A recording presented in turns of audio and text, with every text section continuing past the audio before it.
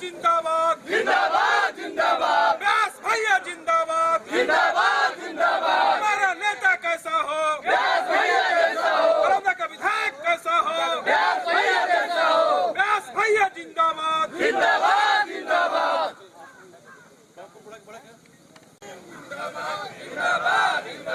हमारा नेता कैसा हो व्यास भैया कैसा हो हमारा नेता कैसा हो व्यास भैया कैसा हो हमारा नेता कैसा हो व्यास भैया कैसा हो बड़ौदा का विधायक कैसा हो व्यास कैसा हो व्यास भैया कैसा हो व्यास सिंह जिंदाबाद जिंदाबाद जिंदाबाद व्यास सिंह जिंदाबाद जिंदाबाद जिंदाबाद बड़ौदा का विधायक कैसा हो व्यास भैया कैसा हो भारत माता की जय भारत माता की जय वंदे मातरम वंदे मातरम व्यास भैया जिंदाबाद जिंदाबाद जिंदाबाद व्यास भैया जिंदाबाद जिंदाबाद जिंदाबाद बड़ौदा का विधायक कैसा हो व्यास भैया कैसा हो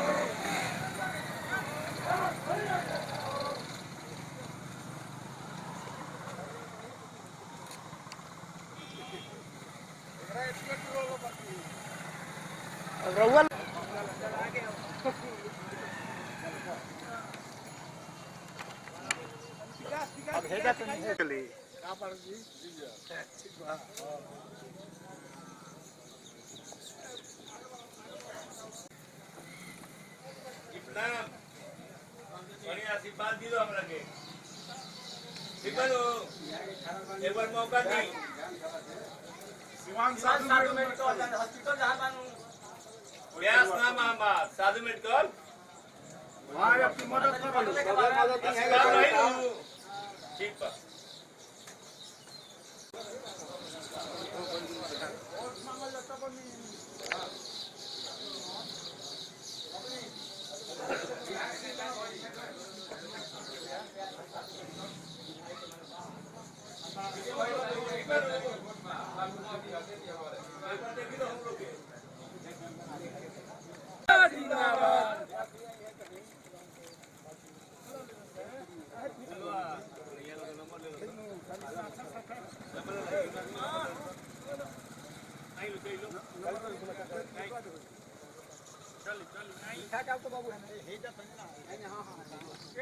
का विकास है।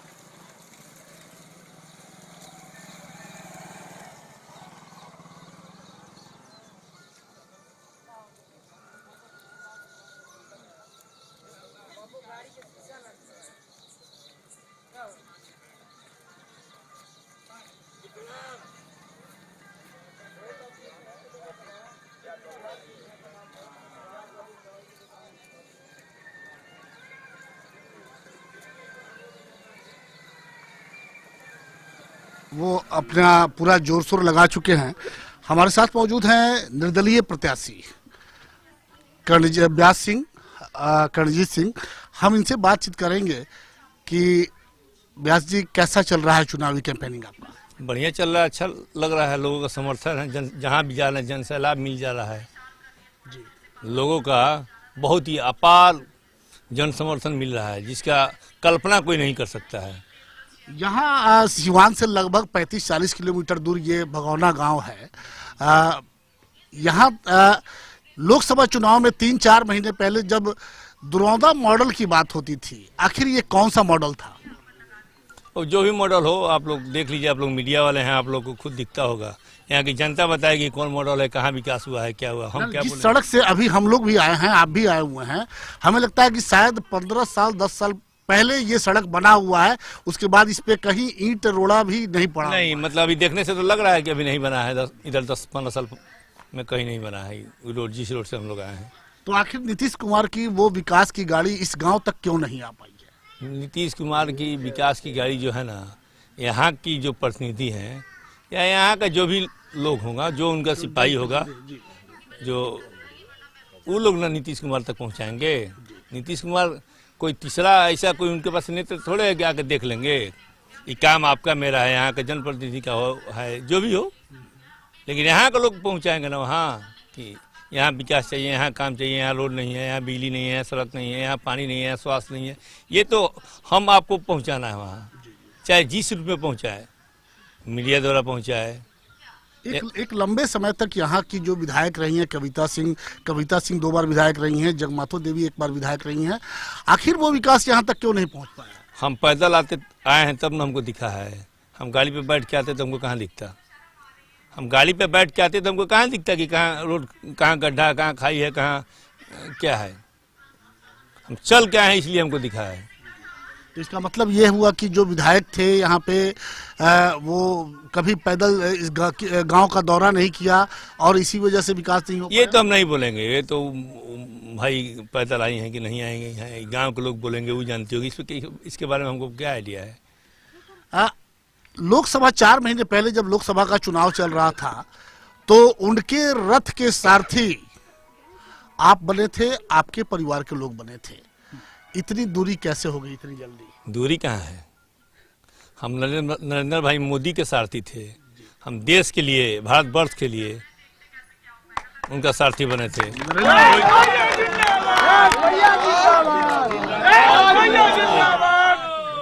किसी व्यक्ति विशेष के लिए हम सारथी नहीं बने थे। अपने भारत के लिए, अपने आप के लिए, भारत के संविधान के लिए हम उस समय जब चुनाव चल रहा था लोकसभा का, उस समय भी नरेंद्र मोदी की बात होती थी, भारत की बात होती थी, पाकिस्तान की बात होती थी। अब क्या लगता है कि 4 महीने में परिस्थितियां इतनी बदल गई? कल्पना से परे हो गया। पहले हम लोग नहीं सोचे थे कि हम लोग के जो बिहार के मुख्यमंत्री हैं नीतीश कुमार जी, वो 370 पर विरोध करेंगे, 35A पर विरोध करेंगे, 3 तलाक पर विरोध करेंगे। पता नहीं, एक देश एक संविधान पे भी विरोध कर सकते हैं वो कहीं भी। इसलिए बीजेपी कार्यकर्ता, जो भी बीजेपी कार्यकर्ता है, वो जदयू से खुश नहीं है, नीतीश कुमार जी के कार्यकलाप से, क्रियाकलाप से। आम जनता, हम तो घूम रहे हैं, देख रहे हैं, आम जनता में बहुत विरोध है, बहुत क्षोभ है, बहुत नाराजगी है। कहीं ऐसा तो नहीं कि जो खटास जदयू और बीजेपी में बढ़ी है लोकसभा चुनाव के बाद से, उसका फायदा आप उठाना चाहते हो? नहीं, फायदा और घाटे की बात नहीं है। फायदे और घाटे की बात इसमें क्या है? हमको क्या फायदा मिलेगा? हमको क्या फायदा मिलता है इतना दिन से? मान लीजिए कि हम, मेरा परिवार, मेरा पूर्वज, सब लोग सेवा में लगे रहते हैं, सेवा करते रहते हैं, तो क्या फायदा मिला हमको?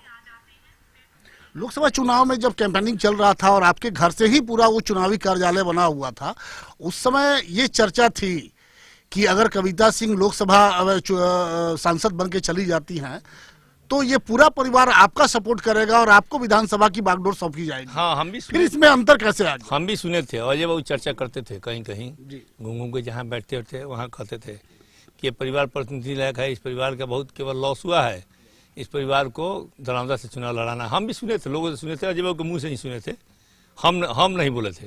अजय बाबू ही लोगों से बोलते थे, हमसे भी बोले हैं, इसमें कोई बात नहीं है। अजय बाबू की इच्छा था, पता नहीं क्या हुआ, ये कैसे पलट क्या हुआ, इसके बारे में हम बहुत नहीं जानते हैं। आप तो ये भी कह रहे हैं कि अब सिवान का एक सांसद नहीं 2-2 सांसद है, ये समझ में नहीं आ रहा। देखिए होता क्या है, आम आदमी को समझ में नहीं आ रहा कि 2 सांसद कैसे इसमें कहीं कोई बात नहीं है, कोई बहुत बड़ी बात नहीं है। अरे कहने का मतलब है कि बेचारी महिला हैं, मान लीजिए कि कभी दिल्ली रहती हैं, पटना रहती हैं, संसद चलता है तो दिल्ली रहती हैं, तो अजय बाबू यहाँ रहते हैं, अजय बाबू अपना मैनेज करते हैं, देखते हैं, लोगों का समस्या सुनते हैं, अपना जनता दर्शन लगाते हैं, गांव लगाते हैं। आपके घर पे भी लगा था? लगा था, 1-2 बार लगा था, उसके बाद से 2-3 बार क्या बातें हुई ये समझ? 2-3 बार लगा, 2-3 बार लगा, कोई बात नहीं हुआ, कहीं कोई कुछ नहीं है। अभी आज भी आज कौन सा मुद्दा लेकर के आप इस चुनाव में, चूंकि ये बहुत बड़ी बात है कि अब 8 महीने ही बचे हुए हैं, कौन सा मुद्दा लेकर? अभी तो आप ही ने बोला कि मॉडल की बात कर रहे थे, तो कहाँ है भाई?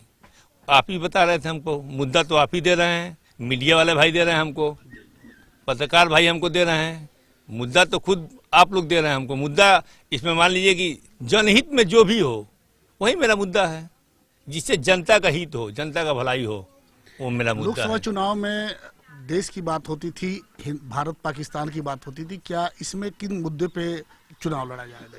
अब पता नहीं कौन भारत पाकिस्तान की बात करता था, इसके बारे में हमको बहुत ज़्यादा जानकारी नहीं है। जो भी भारत में रहता है, हर व्यक्ति का अधिकार भारत पे है, और जो भी भारत में है उसके अंदर भारतीयता है, होनी भी चाहिए है। कुछ लोग को छोड़ के 2-4 मान लीजिए वैसे कुछ लोग होते हैं मतलब प्रस्त, आपका कहना है कि जो मतलब प्रस्त है वो मतलब के हिसाब से दोस्त बनाते हैं, मतलब के हिसाब से मुद्दे लाते हैं सामने, उसके बाद मतलब निकल गया तो एक पुराना गाना था, मतलब निकल गया तो पहचानते ये हम नहीं बोलेंगे, मतलब प्रस्त वाली बात हम नहीं करेंगे। सबका अपना अपना विचार है, अपना अपना जीने का अंदाज है, अपना अपना तरीका है। हर व्यक्ति, हर इंसान मतलबी होता है। आप भी इस काम को इतना कर रहे हैं, इतना लगन से, शहर से इतना दूर आए हैं, आपको भी ये तो हमारी रोजी रोटी है। तो मान लीजिए कि हर व्यक्ति का कुछ न बोले ना कुछ इंटरेस्ट होता है, हर व्यक्ति का कुछ रोजी रोटी होगा। किसे आप अगर अजय सिंह को, हालांकि अभी तक प्रत्याशी नहीं बनाया गया, लेकिन अजय सिंह अगर मैदान में आते हैं, राजद के प्रत्याशी मैदान में आते हैं, आपकी लड़ाई किससे होगी? आप निर्दलीय हैं, आप ये दो दल जो हैं कहाँ पाते हैं इनके सामने आप अपने? देखिए अभी का जो माहौल है, अभी तो आप भी घूमे, हम भी घूम रहे हैं, हम कहीं भी रामगढ़ा से लेके मतलब दरौंदा ब्लॉक से लेके सिसोन ब्लॉक तक लगभग हर ब्लॉक, हर पंचायत डोर टू डोर, मतलब हर व्यक्ति से लगभग मिल चुके हैं, 1-2 पंचायत छोड़ के। हमको तो लग रहा है कि कहीं लड़ाई ही नहीं है भाई, कोई मैदान में नहीं है। अभी तो क्लीन स्वीप है एकदम, हम अकेले हैं। इसके पीछे क्या कारण माना जाए? ये माना जाए कि आज जो जदयू और भाजपा में जो खटास उत्पन्न हुई है, सारे बीजेपी, सारा संघ आपके पीछे खड़ा है। देखिए सारा बीजेपी है, सारा संघ की बात हम नहीं कहते हैं। हम बीजेपी के जिला के उपाध्यक्ष हैं, हम भी बीजेपी के जिला के पदाधिकारी हैं। हम तो चुनाव लड़ रहे हैं, हम इन लोग के पीछे हैं, लगे हुए हैं। आपने देखा कि अजय, ये कर्णजीत सिंह से हमारी बातचीत हो रही थी और जिस तरीके से, हालांकि कर्णजीत सिंह बहुत लंबी राजनीतिक पारी को नहीं खेला है, लेकिन उनका जो जवाब था वो एकदम सटीक जवाब, एकदम तपे तपाए राजनीतिक जो नेता होते हैं उस तरह का जवाब था। खुल करके उन्होंने नहीं बोला, लेकिन यह दिखाई दे रहा है कि लोकसभा चुनाव के बाद से जो गठबंधन में, जो एनडीए में जो खटास उत्पन्न हुई है, उसका सीधा फायदा कहीं ना कहीं व्यास सिंह को मिलने जा रहा है।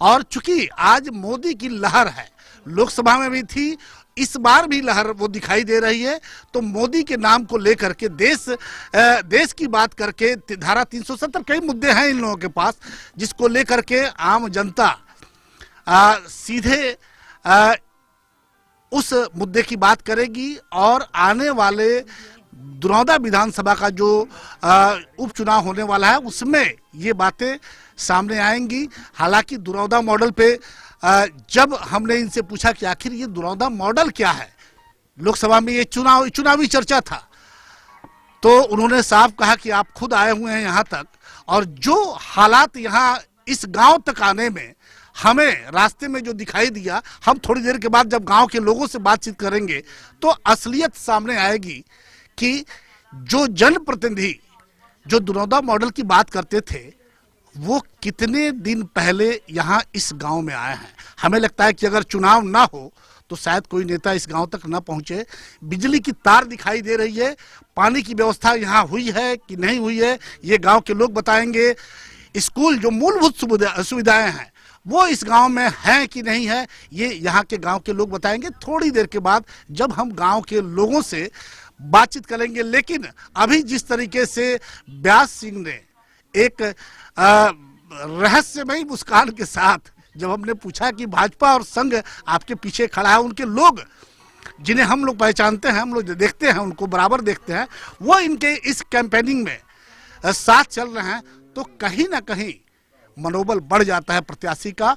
और चाहे वो निर्दलीय हो, चाहे किसी दल से हो, लेकिन निर्दलीय होकर के अगर व्यास सिंह इस रहस्यमयी मुस्कान के साथ कैंपेनिंग कर रहे हैं, तो कहीं ना कहीं पर्दे के पीछे का जो चेहरा है वो समझ में आता है कि पर्दे के पीछे बहुत बड़ा खेल चल रहा है, जो आने वाले 21 तारीख को दिखाई देगा। और जो प्रत्याशी, जो भी प्रत्याशी मैदान में आएंगे, उन्हें व्यास सिंह कड़ी टक्कर देने के मूड में दिखाई दे रहे हैं। अभी जिस हम बात कर रहे थे कि लोगों से भी बातचीत करेंगे। हमारे साथ बंटी जी हैं, भारतीय जनता पार्टी के पदाधिकारी हैं। बंटी जी, कैसा चल रहा है कैंपेनिंग? हम लोग जब पंचायत में जा रहे हैं तो एक जन सैलाब उमड़ जा रहा है।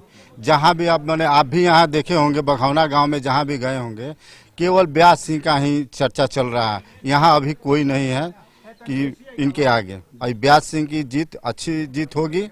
जैसे केंद्र में मोदी के आगे कोई नहीं है, वहाँ यहाँ व्यास सिंह के टक्कर में कोई नहीं है।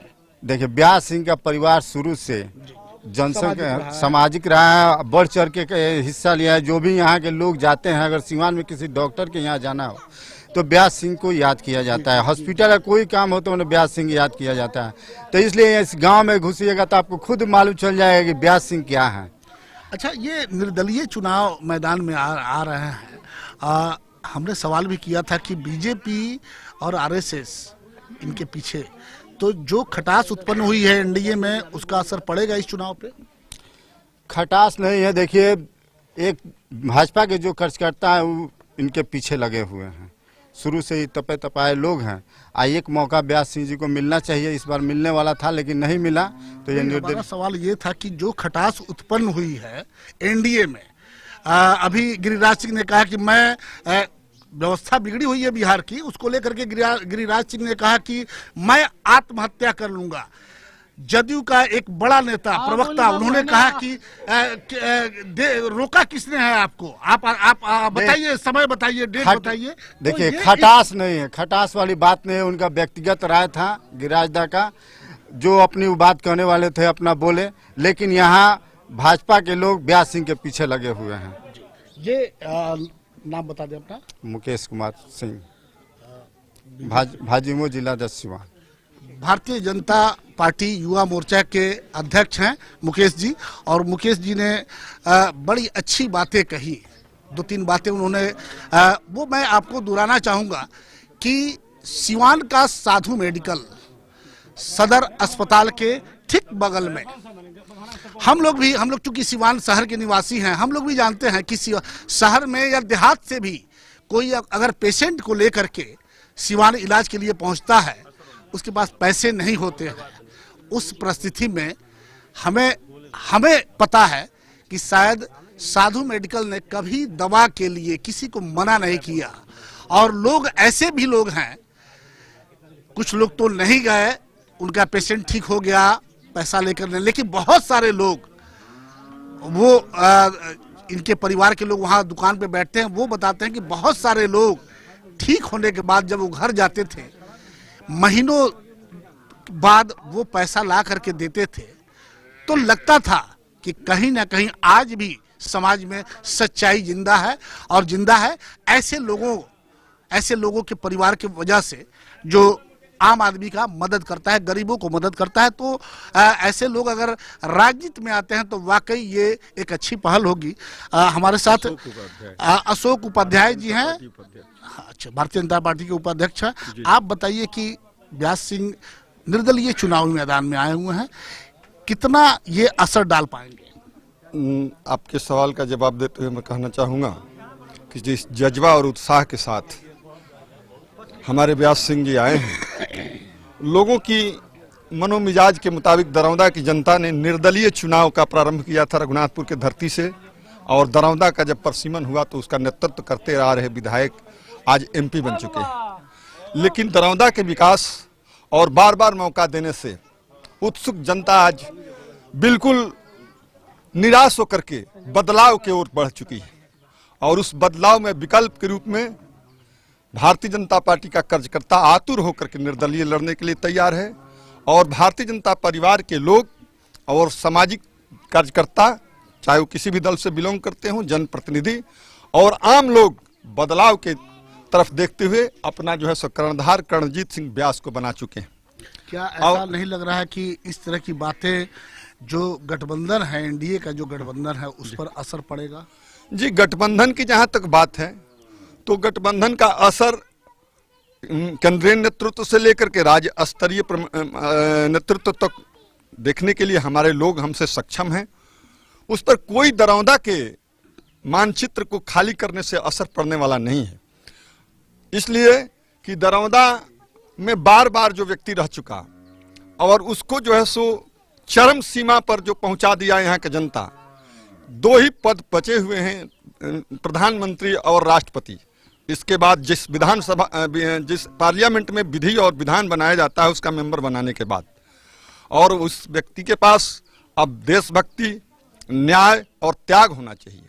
लेकिन आज भी वह जो है सो त्याग को, परिभाषा को जो है सो अमल नहीं करते हुए सारा पद, जिस तरह से विपक्ष के सोनिया गांधी जी का परिवार चल रहा है, हमारे लालू भाई का परिवार चल रहा है, उसी भावना से ग्रसित होकर के हमारे साथ रह करके, और वो जो है सो त्याग की भावना नहीं बल्कि देश हित में भी, जहां धारा 370 की बात थी, हमारे साथ रह करके देश हित में निर्णय नहीं लेकर के वॉकआउट करना, मुस्लिम विधेयक 3 तलाक पर नहीं रहना, ऐसी परिस्थितियों में जो है सो देखते हुए कोई असर पड़ने वाला नहीं है। और यह सुनिश्चित समझिए कि 21 तारीख को दरौंदा विधानसभा का जो निर्वाचन होने जा रहा है उसमें निश्चित न भूतो न भविष्यति बिल्कुल जीत सुनिश्चित है। इसी हौसला और उमंग के साथ करणजीत सिंह व्यास पूरी जनता का आस विश्वास लेकर चल रहा है। लेकिन अगर अभी तक हालांकि टिकट नहीं मिला है अजय सिंह को, लेकिन अजय सिंह अगर टिकट लेके, जदयू का टिकट लेके आते हैं, वो भी देश हित की बात करें, वो भी प्रधानमंत्री नरेंद्र मोदी की बात करें, उस परिस्थिति में क्या होगा? तो नरेंद्र भाई मोदी की बात करते हैं जरूर, लेकिन क्या नरेंद्र भाई मोदी 370 धारा लाया तो उसमें बात करना चाहिए था कि नहीं करना चाहिए था?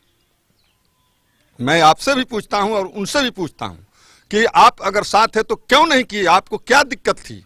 मैंने तो अपना कुछ मांगा नहीं। क्या वो जो जज्बा दिखाई दे रहा था देशभक्ति का, पाकिस्तान और हिंदुस्तान की बात होती थी, वो सब सिर्फ दिखावा था? बिल्कुल दिखावा नहीं था। दिखावा अगर होता तो पूरे देश के लोग पूरे पार्लियामेंट में बहुमत के साथ उनके साथ नहीं होते, इसलिए दिखावा नहीं था, बिल्कुल सत्य था। और तभी वह वसुधैव कुटुंबकम का नारा लेकर के पाकिस्तान को जो है सो दिखलाने का काम किया कि धारा 370 जो है सो कश्मीर हमारा है और हम लागू करके रहेंगे।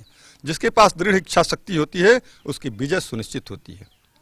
और हम भाजपा के कार्यकर्ता हैं, हमारे पूर्वज, हमारे मनीषी कहकर गए तक एक ही साथ आप दोनों का पूरा लोकसभा चुनाव कैंपेनिंग एक ही साथ हुआ था, लेकिन आज अलग अलग दोनों एक दूसरे के सामने क्यों लड़ाई की मुद्रा में खड़े हैं। हर कितना दिन हम भाई, जो बड़े भाई का स्नेह देते रहे, लेकिन छोटा भाई को भी कहीं न कहीं इंतजाम होना चाहिए भोजन का, हमको भी अवसर मिलना चाहिए। लेकिन हमारा बड़ा भाई जो है सो सब पद लेने के लिए तैयार है, तो छोटा भाई को कहीं न कहीं निकल करके जो है सो धर्म युद्ध लड़ना पड़ेगा, युद्ध लड़ना पड़ेगा। अधिकार खोकर बैठ रहना यह महादुष्कर्म है, न्यायार्थ अपने बंद को भी दंड देना धर्म है, यह दिनकर जी ने कहा है। और हमारे पूर्वज मनीषी ने कहा है कि हम हार नहीं मानेंगे, रार नहीं ठानेंगे, काल के कपाल पर भी लिखूंगा मिटाऊंगा, गीत नया गाऊंगा, गीत नया गाऊंगा। उसके हम कार्यकर्ता हैं, उस हिम्मत और जज्बा के साथ आपके बीच आए हैं। और 21 तारीख के निर्वाचन के बाद हम अशोक उपाध्याय निरखापुर शिशुर मंडल के उपाध्यक्ष